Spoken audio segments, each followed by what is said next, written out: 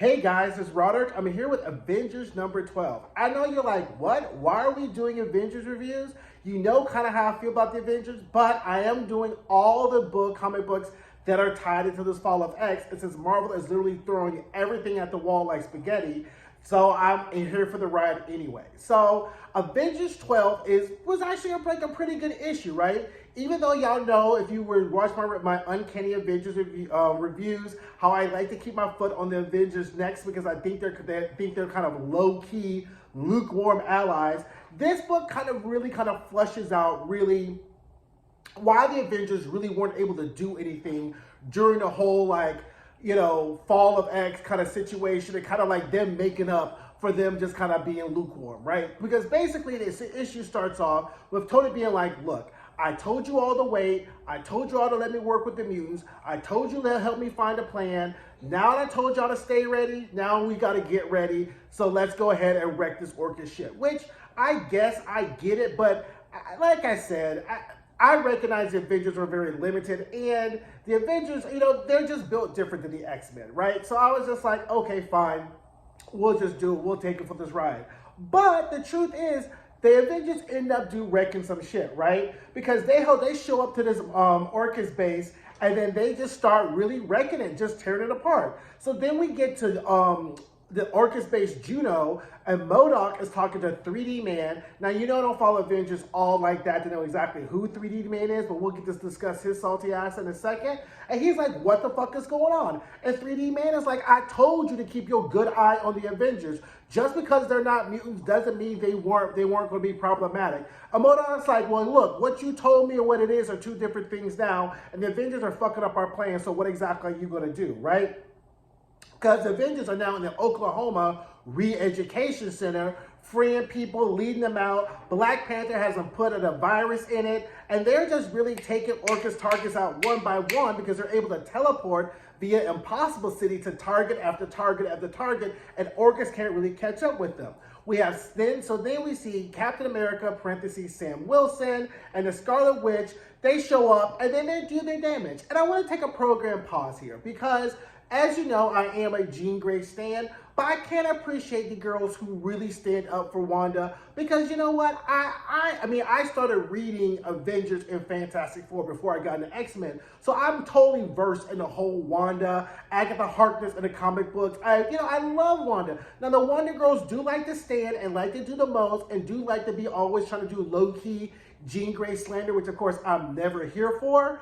But I do understand why they stand for Wanda, because Wanda is that bad bitch. And I'm never, ever going to take that away from Wanda. I'm never going to say anything about Wanda. What I will say is Wanda knows her place. She knows that mutants don't really fuck with her. And we also know, because when she showed up to the whole, Krakoa, and then she got killed or whatever, and then she got brought back to life, and Storm had to set her down, like, okay, girl, we brought you back to life, but this whole resurrection shit, you would put that up in your bra and don't tell nobody, or we'll make your next death permanent. And I can respect that for Wanda, because, people don't really fuck with her like that, because the whole, House of M, depower situation, the no more mutant situation, that the Wanda stands like to really kind of low-key forget. So, you know what, again, needless to say, I see why the Wanda girls stand for her, right?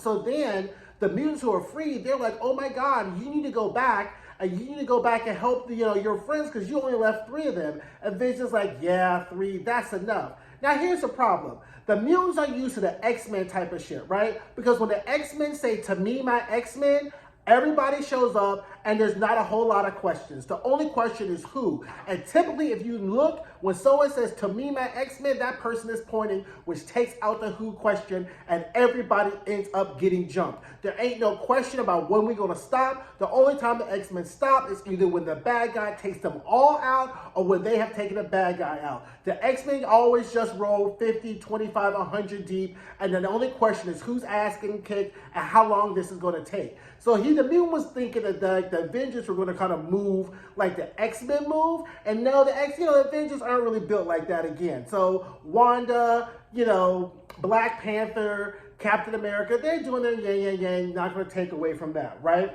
Now, meanwhile, MODOK and 3D Man are like, okay, now this is problematic here, right? Because they're just moving from point to point to point to point, and they're not stopping them. And 3D Man is trying to figure out what their next move is. And he's like, I think the key is this impossible city that's hanging up in orbit, because that's their only base and that's their way in which they're really moving. And Modo's like, I don't care what you do. You need to figure this out, because I can't have them just coming and wrecking shit like we think, at this point, they think they have the mutants on the run, and the Avengers are here launching their counterattacks. The mutants are launching their counterattacks. Polaris are already, blown up to bloom. So they're like, okay, this was not in our Sunday schedule to have this many attacks going on. Mind you, Tony Stark is also in Australia with the Sentinel Buster taking on all the Sentinels. So that's why there aren't any Sentinel help, because the few Sentinels they have left, the Avengers are taking out, right? So this is really the culmination of all the plans that Tony Stark was talking about,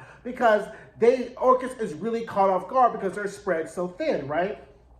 So then they take down another Orchis base, right? But the problem is that it's shielded against lightning, and Thor's like, okay, that's right, they probably shielded against lightning in preparation for Storm. So Vision and Iron and Tony Stark take down the shield using an EMP, and then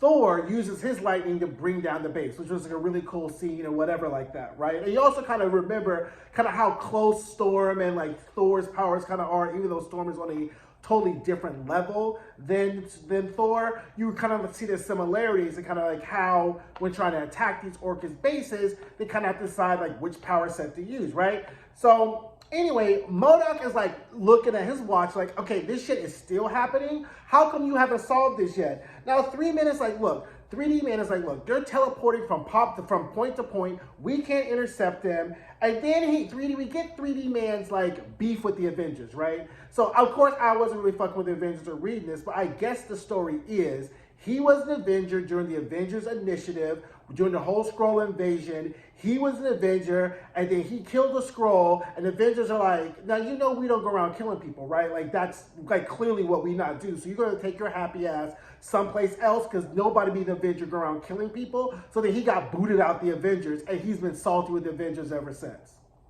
Okay, fine, whatever. I'm not gonna stay in the place of 3D Man and why he should be salty, but I think that anybody would have known that the Avengers aren't really with killing people. So whatever that Skrull did, you should have thought of a better way to deal with it or whatever, or killed it or made sure nobody found out about it. Anyway, didn't read it, but that's why 3D Man has his beef with the Avengers, right? Now, we go back to Impossible City. The mutants are there. They're getting their little ham and cheese sandwiches, whatever chips they're on. They're getting fed or whatever. And then this chick, Yuna, who I guess is with Captain Marvel, don't know, whatever. She's messaging Thor's like, so you know how I was wondering how long it's going to take Orchis to come get us? Well, that time is now, because now we got a shitload of Sentinels heading our way, and y'all asses are down on Earth, and we have nothing but a whole bunch of mutants up on this thing, right?